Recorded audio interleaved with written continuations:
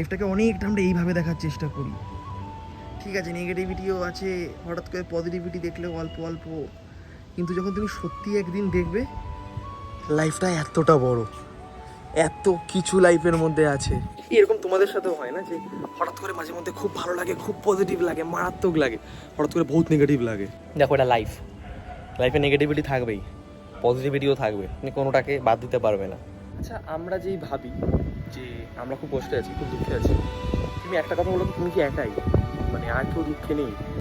যদি তোমাকে পৃথিবীর সব দুঃখ ভগবান দিয়ে দেয়, তাহলে অবভিয়াস নয় না যে সব সুখ তোমাকে দিয়েছে? এটাও একটু ভেবে দেখো লাইফে।